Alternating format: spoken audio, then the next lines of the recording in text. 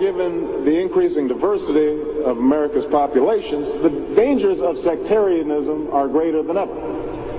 Whatever we once were, we are no longer a Christian nation, at least not just. We are also a Jewish nation, a Muslim nation, and a Buddhist nation, and a Hindu nation, and a nation of non-believers.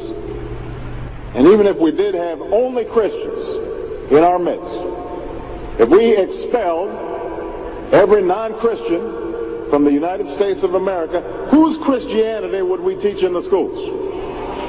Would it be James Dobson's or Al Sharpton's? Which passages of Scripture should guide our public policy? Should we go with Leviticus, which suggests slavery is okay, and that eating shellfish is an abomination? Or we could go with Deuteronomy, which suggests stoning your child if he strays from the faith? Or should we just stick to the Sermon on the Mount, a passage that is so radical that it's doubtful that our own Defense Department would survive its application? So before we get carried away, let's read our Bibles now. Folks haven't been reading their Bible. Which brings me to my second point. Democracy demands that the religiously motivated translate their concerns into universal rather than religion-specific values. What do I mean by this? It requires that their proposals be subject to argument and amenable to reason. Now, I may be opposed to abortion for religious reasons, to take one example, but if I seek to pass a law banning the practice, I can't simply point to the teachings of my church or evoke God's will. I have to explain why abortion violates some principle that is accessible to people of all faiths, including those with no faith at all. Now, this is going to be difficult for some who believe in the inerrancy of the Bible, as many evangelicals do. But in a pluralistic society, we have no choice.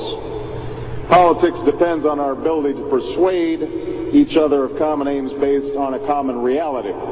It involves compromise, the art of what's possible.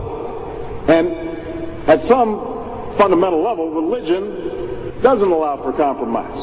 It's the art of the impossible. If God's spoken, then followers are expected to live up to God's edicts, regardless of the consequences.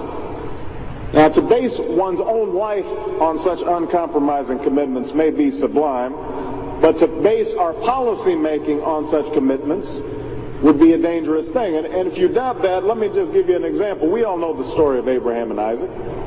Abraham's ordered by God to offer up his only son.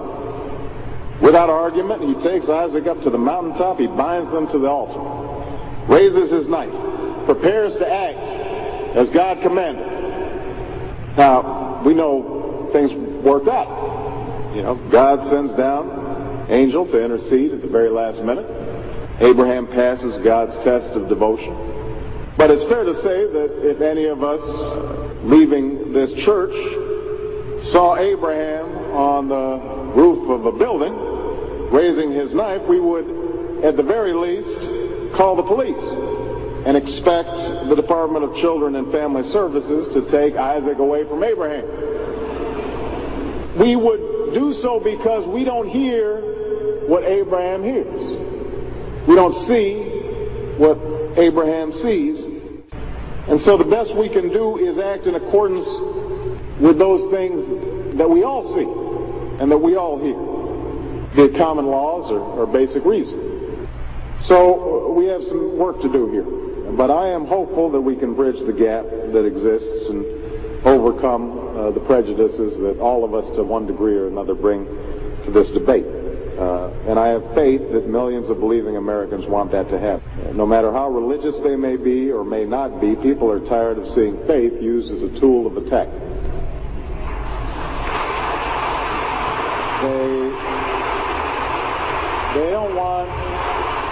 They don't want faith used to belittle or to divide, because in the end, that's not how they think about faith in their own lives.